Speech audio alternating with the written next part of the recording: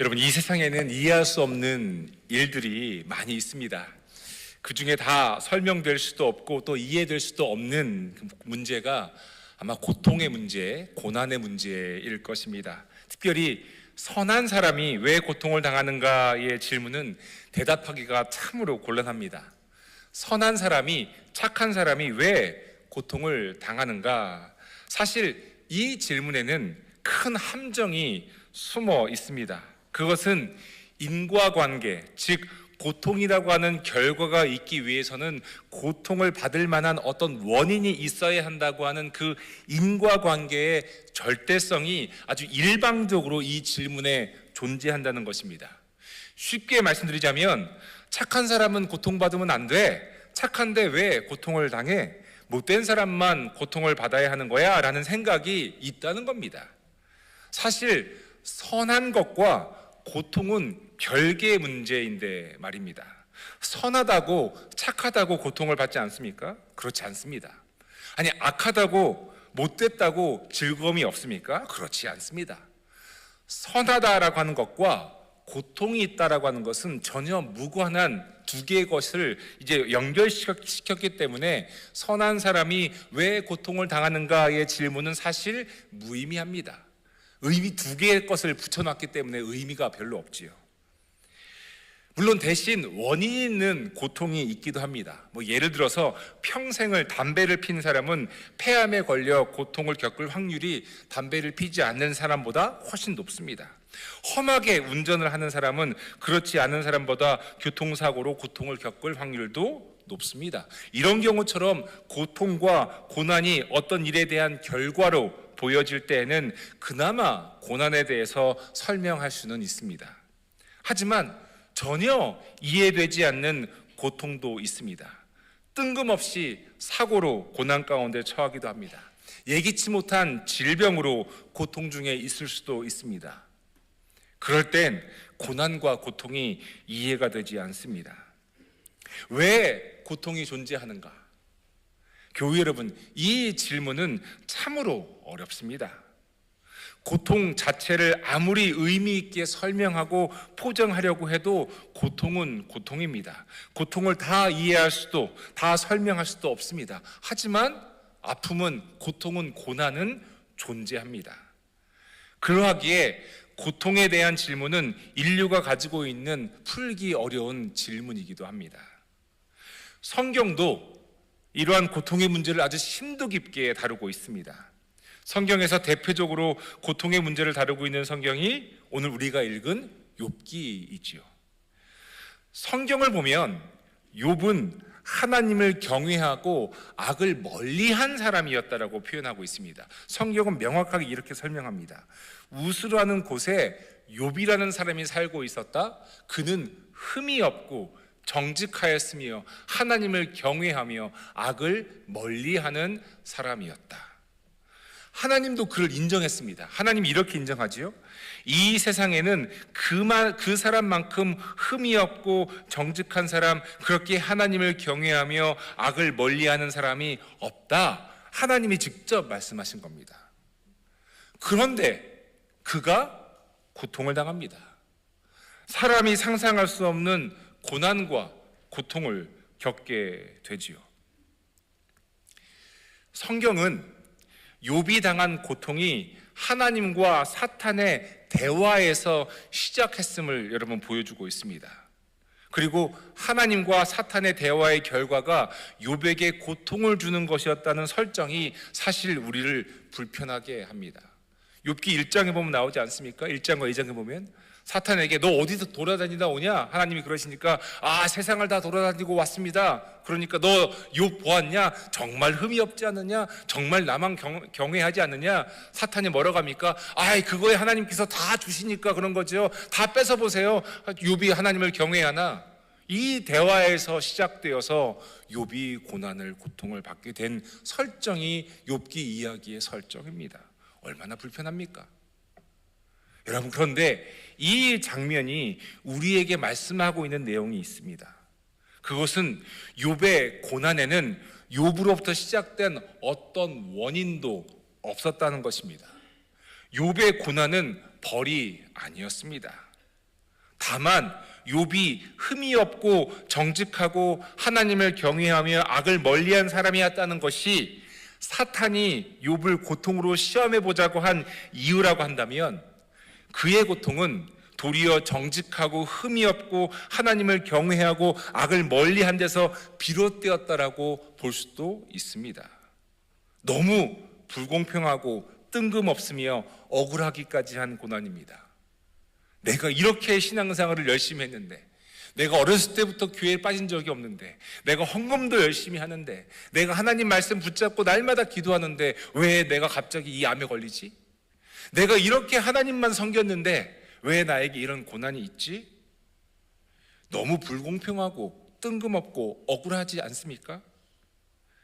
그런데 여러분, 분명한 것은 그 욥의 이야기를 통해서 볼 때 욥이 당하는 고난은 욥으로부터 시작된 것이 아니었습니다.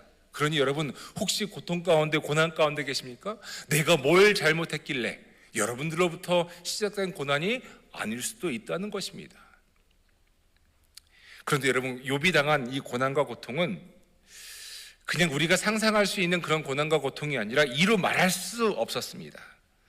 하나님과 사탄의 이 첫 번째 대화의 결과로 욥은 모든 자식을 하루아침에 다 잃었고 그의 재산은 다 날아가 버렸습니다.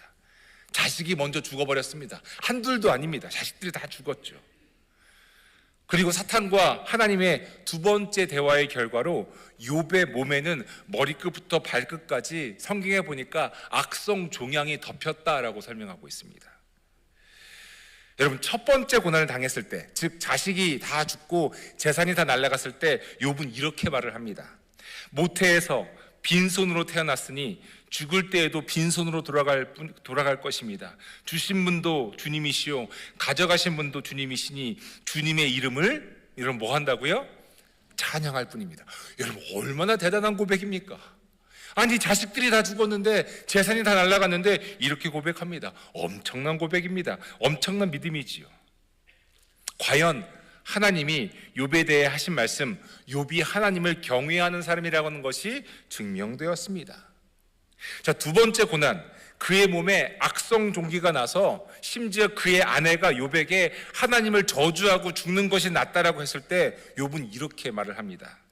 우리가 누리는 복도 하나님께로부터 받았는데 어찌 재앙이라고 해서 못 받겠다 하겠소. 그는 그렇게 대단했습니다. 의연히 모든 고난을 묵묵히 받아들였죠. 말할 수 없는 고통 중에 있었지만 그의 말은 예뻤습니다. 하나님을 찬양할 뿐이라고 하고 하나님께서 주시는 것이니 재앙도 받겠다고 말을 합니다. 그런데 여러분, 하나님을 원망하지 않고 도리어 묵묵히 고난을 받아들인 욥의 말의 내용이 변하기 시작합니다. 욥기 3장 1절입니다. 이렇게 변했습니다. 드디어 욥이 말문을 열고 자기 생일을 저주하면서 울부짖었다. 욥기 1장과 2장에서는 욥이 원망하지 않고 고통 중에 있는 자기를 저주하지도 않았었는데 3장에 들어와서 갑자기 자기를 원망합니다. 성경은 울부짖었다라고 기록하고 있습니다. 그럼 왜 욥의 말이 변했을까요? 여러분, 그 시점을 한번 살펴볼 필요가 있는데요. 욥의 말이 변한 그 시점, 그것은 바로 욥기 3장 바로 이전의 이야기이지 않겠습니까? 바로 오늘 우리가 읽은 욥기 2장 11절부터 13절까지의 본문의 말씀입니다. 오늘 읽은 본문 말씀은 고난과 고통 중에 있는 욥을 친구 세 사람이 찾아온 이야기입니다. 여러분, 혹시 이런 친구들 있으십니까? 내가 고난 중에 있을 때, 어려움이 있을 때 찾아와서 나와 함께 있어주는 친구 말입니다. 욥기의 이야기에서 많은 사람들이 욥의 친구에 대한 이미지를 별로 안 좋게 가지고 있는 것 같습니다. 그 이유는 결국 하나님께서 이 세 친구들의 말에 손을 들어주지 않고 도리어 욥의 말에 손을 들어주었기 때문에 그렇죠. 욥기 마지막 부분에 가면 말입니다.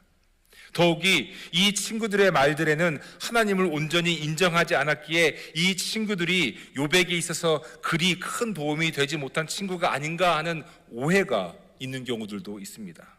그런데 여러분, 욥의 이 세 친구들은 아주 순수했습니다. 아주 선량했습니다. 그들은 나름대로 욥을 아끼고 사랑했습니다. 놀리기 위해서 얼마나 큰 고통을 받는 것을 내가 눈으로 보고 좀 마음으로 기뻐하기 위해서 온 것이 절대로 아니었습니다. 성경은 그들이 욥에게 찾아온 이유를 이렇게 설명합니다. 욥이 이 모든 재앙을 만나서 고생한다는 소식을 듣고 욥을 달래고 위로하려고 저마다 집을 떠나서 욥에게로 왔다. 여러분, 그들은 좋은 친구들이었습니다. 정말 욥을 위로하려고 모였으니 말입니다. 성경에 보니까 처음에 그들은 욥을 알아보지 못했습니다. 재앙 가운데 그의 모습이 변해 있었을 것입니다. 그런데 그들은 욥을 알아본 후 슬퍼하며 자신들의 옷을 찢고 울면서 티끌을 뒤집어 썼습니다. 그들은, 여러분, 티끌을 뒤집어 썼다라고 하는 것이 여러분 무슨 뜻입니까? 욥의 아픔을 그들의 아픔으로 여겼다라고 하는 겁니다. 그뿐만 아닙니다. 섣불리 욥에게 어떤 말도 하지 않았습니다. 그저 묵묵히 욥의 옆을 지키고 있었습니다. 그것도 일주일 동안 말입니다. 성경은 이렇게 기록하고 있지요. 그들은 밤낮 이레 동안을 욥과 함께 땅바닥에 앉아 있으면서도 욥이 겪는 고통이 너무도 처참하여 입을 열어 한마디 말도 할 수 없었다. 여러분, 이런 친구들이 있다는 것은 그나마 고난을 겪는 가운데서도 힘이 되는 일일 것입니다. 누군가 나의 아픔을 알고 함께 아파하니 말입니다. 욥기에 나오는 욥의 친구들은 사실 좋은 친구들이었습니다. 그들은 욥의 아픔을 가벼이 여기지도 않았고 나와 상관없는 일이라고 여기지도 않았고 도리어 욥의 고난과 아픔을 자신들의 것으로 여겼습니다. 그런데 이 친구들과 일주일을 침묵으로 보낸 욥이 일주일 후에 입을 열어 말을 하는데, 그리고 그것이 아까 본 욥기 3장 1절에 나오는 자기가 태어난 날에 대한 저주의 말을 합니다. 드디어 입을 열어 욥이 말하는데 자기가 태어난 날을 자기 자신을 향해서 저주합니다. 여러분, 자기의 생일을 저주한다고 하는 것은 하나님께 대한 원망입니다. 그는 하나님을 원망하기 시작했고 하나님께 질문을 쏟아내기 시작했습니다. 왜? 라고 하는 질문 말입니다. 왜 나에게 이런 고난을 주느냐고, 왜 나에게 이런 어려움을 주느냐고 말입니다. 왜 내가 이런 지금 악성 종기에 시달려야 하며, 왜 내 자식들이 먼저 이렇게 죽었어야 되며, 왜 그러시냐고. 그 질문들이 안 나왔겠습니까? 주실 때는 언제고 왜 한꺼번에 다 가져가시냐고. 그 질문들을 쏟아냅니다. 분명 친구들이 찾아오기 전에 그는 고난 중에서 그래도 하나님을 찬양했는데, 친구들이 찾아온 후 그들과 일주일을 침묵으로 보낸 시점부터 그의 말의 내용이 변하기 시작합니다. 왜 그랬을까요? 왜 변하게 되었을까요? 성경에서는 여러분 명확하게 욥의 말의 내용이 왜 바뀌게 되었는가에 대해서는 설명하고 있지 않습니다. 또한 친구들의 방문이 그에게 어떤 심적 변화를 일으켰는지도 설명하고 있지 않습니다. 다만 말의 내용이 바뀐 것은 분명합니다. 어떻게 욥의 말이 바뀌었는지 여러분 조금 더 살펴보도록 하겠습니다. 우선 하나님과 사탄의 그 대화 내용을 보면 하나님이 욥을 어떻게 평가하는지 여러분 나오지요. 이렇게 하나님 말씀하십니다. 너는 내 종 욥을 잘 살펴보았느냐? 이 세상에는 그 사람만큼 흠이 없고 정직한 사람, 그렇게 하나님을 경외하며 악을 멀리하는 사람은 없다. 욥에 대한 하나님의 평가는 절대적이었죠. 그런데 사탄은 이러한 욥의 행동이나 삶의 방향이 하나님께서 주신 축복 때문이라고, 그리고 하나님께 바라는 것이 있어서 그런 것이라고 평가절하를 해버립니다. 그러면서 사탄은 하나님께서 욥에게 고난을 허락하시면 욥은 달라질 것이라고 말을 합니다. 사탄은 욥에 대해서 이렇게 예측을 하지요. 그는 주님을 저주하고 말 것입니다. 욥기 1장 11절과 2장 25절 두 번의 시험에 나온 이야기입니다. 욥은 주님을 저주하고 말 것입니다. 첫 번째 재앙, 그의 자녀들이 죽고 그의 재산이 다 없어질 그 재앙을 통해서도, 그리고 두 번째 재앙, 그의 몸이 악성 종양으로 덮이는 그 두 번째 재앙을 통해서도 욥은 하나님을 저주할 것이라고 예측을 하지요. 교회 여러분, 여기에서 여러분 주목해서 보아야 할 단어가 있습니다. 뭐냐면 바로 저주하다입니다. 이 저주하다라고 하는 동사 여러분 잘 들어주시기 바랍니다. 욥기 1장과 2장에 사탄이 욥이 하나님을 저주할 것이라고 말한 저주하다라고 하는 동사가 사실은 히브리어 원어로 축복하다, 여러분 찬양하다, 축복하다의 단어인 바라크라고 하는 단어가 쓰였다는 겁니다. 여러분, 하나님을 그 단어 그대로 그냥 해석하자면 하나님을 찬양할 것입니다, 하나님을 축복할 것입니다 라고 되어야 되는데 하나님을 저주할 것입니다 라고 번역이 되었지만 원래 히브리어는 바라크라고 하는 단어가 쓰이면서 하나님을 찬양할 것이라는 단어가 쓰였죠. 뭐 몇 가지 이유가 있습니다. 뭐 당시에 성경을 기록할 때 하나님이라고 하는 거룩한 이름과 저주하다라고 하는 나쁜 단어를 같이 한 문장에 쓸 수 없기에 이제 반어적 용법으로 그렇게 쓰였다, 그러면서 읽을 때는 반대로 읽는다라고 하는 그런 신학적 해석도 있지만, 제가 볼 때는 이게 어떻게 해석되냐면 이렇게 해석되는 겁니다. 하나님 보세요, 그에게 모든 것을 뺏으면요 참으로 그는 하나님을 축복할 것입니다. 이게 뭡니까? 비아냥이지요. 비아냥입니다. 그는 하나님을 참으로 찬양할 것입니다. 어디 한번 보십시오. 여러분 뭡니까? 비아냥입니다. 그에게 고난을 주면 참으로 하나님을 축복할 것이라고, 고난을 주면 하나님을 찬양할 것이라고 하는 이 반어적 표현으로 비아냥거립니다. 그런데 이 반어법 때문에, 즉 사탄의 그 비아냥 때문에 반전이 일어났습니다. 뭐냐면 아까 본 것처럼 욥기 1장과 2장에서 사탄은 저주를 의미하는 비아냥의 바라크라고 하는 단어를 썼지만 욥은 1장과 2장에서 그의 고난에 대해서 하나님을 진심으로 찬양하고 축복하는 진짜 바라크를 썼기 때문에 그렇습니다. 아까 보았던 것처럼 원망하지 않았고 찬양했지요. 사탄의 논리는 고난이 오면 욥의 입에서 나오는 하나님을 향한 바라크는 저주일 것이라고 예측을 했지만 욥은 그 반대였습니다. 최소한 욥기 1장과 2장에서는 말입니다. 그런데 그렇게 하나님을 찬양했던 그 바라크가 공교롭게 친구들이 와서 일주일을 지낸 후 욥의 바라크가 이제는 축복과 찬양의 바라크가 아니라 원망과 하나님을 향한 항변의 바라크로 변했습니다. 욥이 여러분 변절해서 그럴까요? 고난에 욥이 무릎을 꿇어서 사탄의 예측대로 그는 하나님을 저주하고 하나님을 떠나서 그럴까요? 흠이 없고 정직했고 하나님을 경외했던 욥이 고난과 고통 앞에서 더 이상 하나님을 신뢰하지 않고 믿음을 저버렸기 때문에 그랬을까요?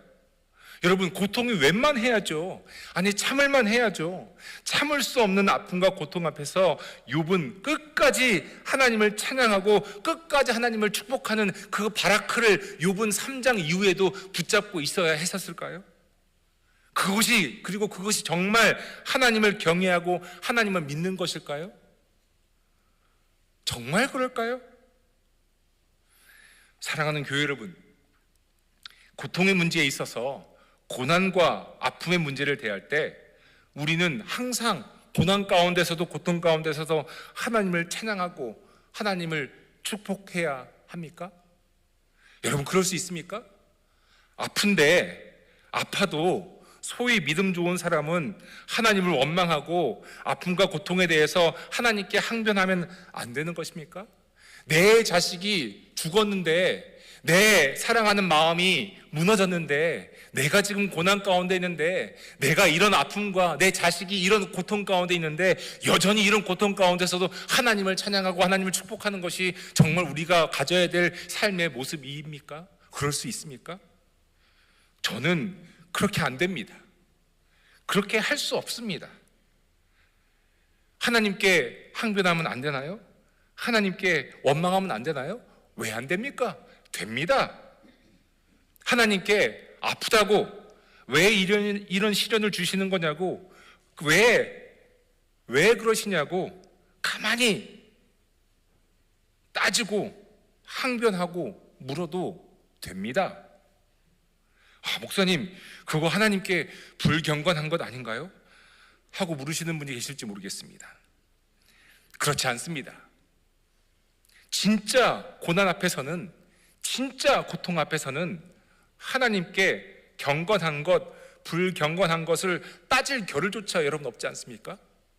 아프면 아프다고 고난의 문제를 하나님께 물어도 여쭈어도 됩니다. 아프다고, 고통스럽다고, 힘들다고, 정말 참기 어렵다고 말입니다. 이유를 알 수 없다고 말입니다.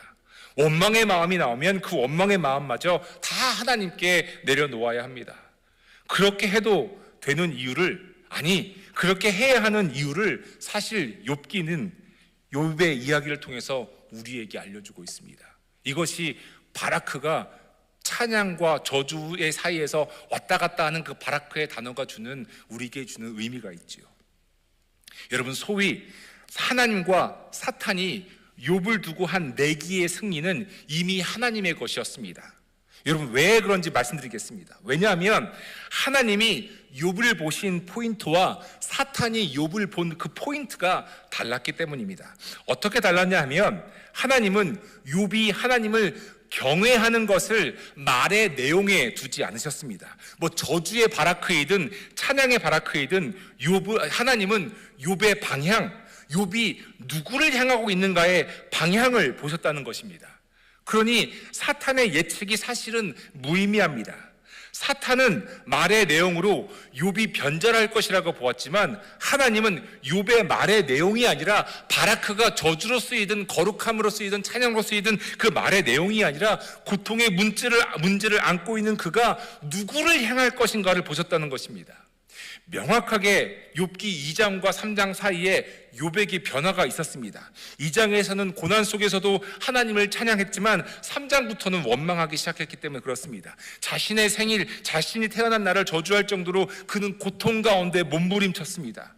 괜찮다, 견딜만하다, 이 또한 하나님의 뜻이다 했던 2장의 태도가 유지되지 못했습니다. 대신 정말 아프다, 진짜 아프다, 왜 이런 고통을 하나님은 나에게 주시는가, 차라리 내가 태어나지 말 것을 이라고 하면서 고통의 몸부림을 욥기 3장에서 치기 시작합니다. 그런데 그럼에도 불구하고 그 바라크가 거룩하다, 찬양하다 해서 저주하다, 원망하다로 욥기 3장을 넘어가면서 바뀌었을지라도, 여러분, 욥의 말은 하나님을 향했고 그의 고통스러운 몸부림 또한 하나님을 향했습니다. 하나님을 원망하면 원망했지 하나님을 떠나지 않았습니다. 이것이 욥을 본 하나님과 사탄의 차이였습니다. 사탄이 이길 수 없는 내기였죠. 사탄은 말의 내용이 바뀌면 이길 것이라고 보았지만, 하나님은 욥의 말의 내용이 아니라 방향을 보셨기 때문입니다. 하나님을 경외한다라고 하는 말은 하나님 찬양합니다, 하나님 거룩합니다, 말의 내용이 항상 예쁜 말만 나오는 것이 하나님을 경외하는 것이 아니라, 진짜 하나님을 경외한다라고 하는 것은 어떤 상황이 있든 어떤 고난과 고통이 있든 내가 하나님으로부터 향한 이 방향이 꺾이지 않는다, 내가 하나님을 떠나지 않는다, 이것이 하나님을 경외한다는 뜻입니다. 하나님은 그것을 욥으로부터 보신 것이지요. 자, 그렇다면 여러분, 이제 욥의 친구들은 욥기 전체에서 어떤 역할을 하고 있는 것일까요? 아까 서두에 욥의 친구들은 욥이 당하는 고난과 고통에 대해 함께 아파하고 침묵으로 욥과 일주일을 지냈다고 말씀드렸습니다. 좋은 친구들이었습니다. 그런데 그들이 극명하게 욥과 구별되는 부분이 있었습니다. 욥기의 결론 부분, 여러분, 하나님께서 결론을 맺어주시는데요, 결론 부분인 욥기 42장 7절을 보면 하나님께서 욥의 친구들에게 이렇게 말씀하십니다. 주님께서 욥에게 말씀을 마치신 다음에 대만 사람 엘리바스에게 이렇게 말씀하셨다. 내가 너와 내 두 친구에게 분노한 것은 너희가 나를 두고 말을 할 때에 내 종 욥처럼 옳게 말하지 못하였기 때문이다. 여러분, 이 구절을 보면 욥기 전체 이야기에서 욥의 친구들은 욥과 반대되는 모습을 보여주고 있다는 것을 알 수 있습니다. 그들의 말의 내용이 무엇이었고 욥의 말의 내용이 무엇이는지를 다루지 않아도 여러분 될 것 같습니다. 다만 여러분, 욥기를 읽어보면 욥과 욥의 친구들은 고통을 대하는 방법에 있어서 그 방향이 달랐다는 것을 알 수 있습니다.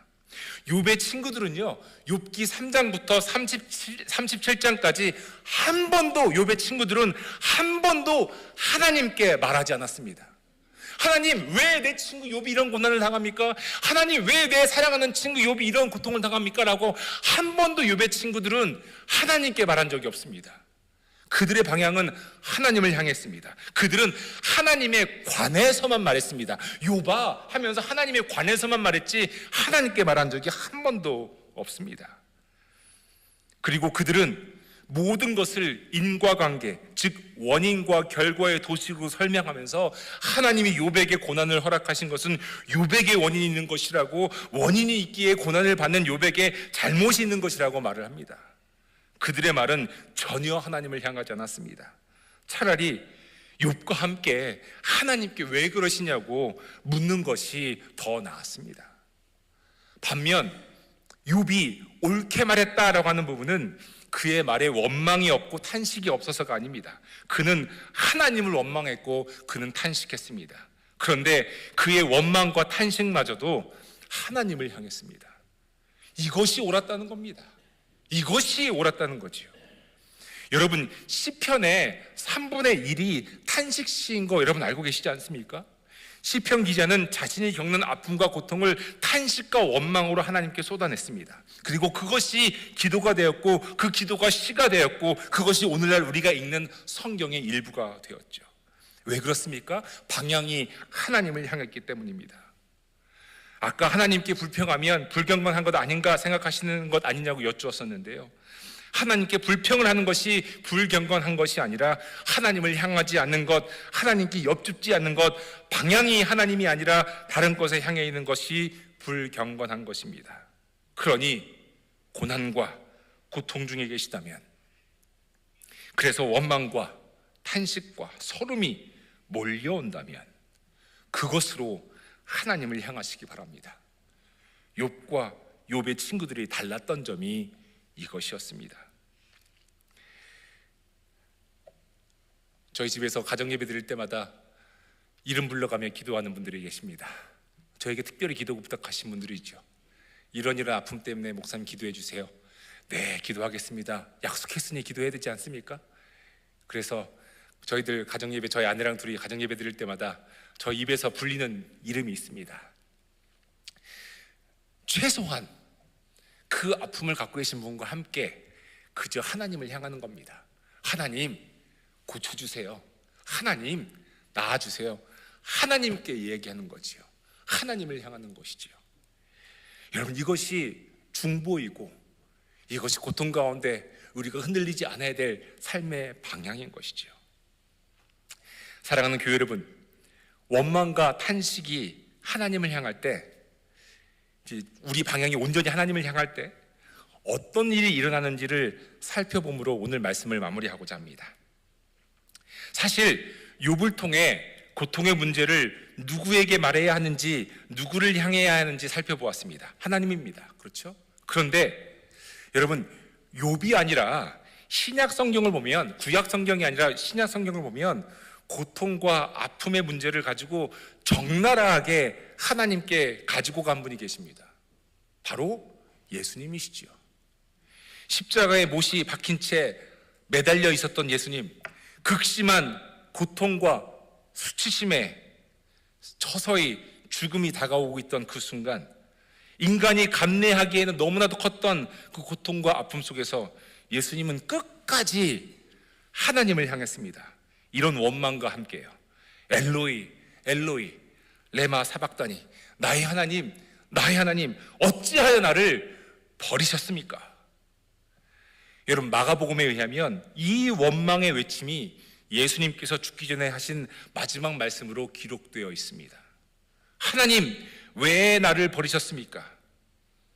예수님은 고통을 아무것도 아닌 것을 여기지 않으셨죠. 극심한 고통 속에서 나오는 그 슬픔과 원망을 그대로 하나님께 전했습니다. 왜 나를 버리셨냐고 하시면서 말이죠. 그런데 여러분, 무슨 일이 일어났습니까? 우리가 너무도 잘 아는 바와 같이 하나님께서 예수를 다시 살리셨습니다. 이것이 부활입니다. 이것이 우리가 믿는 믿음이고 신앙이고 복음이지요. 여러분, 이게 복음입니다. 고통의 문제에 대해서 왜? 라는 질문의 답을 지금 당장 찾을 수 없을지라도 분명한 것은 우리의 고통과 고난의 문제를 뒤집는 부활의 능력이 하나님께 있다는 것입니다. 따라서 고난조차 부활의 능력을 드러내는 자리가 됩니다. 여러분 믿으십니까? 아멘. 사랑하는 교회 여러분, 고난과 고통을 가벼이 여기라는 말씀이 결코 아닙니다. 정말 아픈 것이고 정말 힘든 것이고 정말 고통스러운 것입니다. 다만 이 모든 아픔과 고통을 하나님께 내어드리기 바랍니다. 원망이어도 좋고 탄식이어도 좋고 따져 묻고 싶은 질문이어도 좋습니다. 또한 고통의 문제를 여러분 원인과 결과로 해석하지 마시기를 바랍니다. 방향이 하나님을 향하지 않기 때문에 그렇습니다.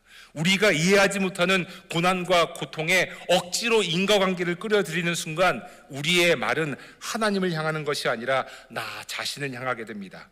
혹 여러분 고통 중에 계신 분이 계시다면, 그분과 또 고통 중에 계신 분이 옆에 여러분 계시다면 그분과 함께 하나님께 탄식하며 원망해 주시기 바랍니다. 그래도 됩니다. 왜냐하면 원망과 탄식의 끝에는 부활의 능력이 반드시 있기 때문에 그렇습니다. 우리가 믿는 예수 그리스도의 복음이 이것을 우리에게 보여주고 있습니다.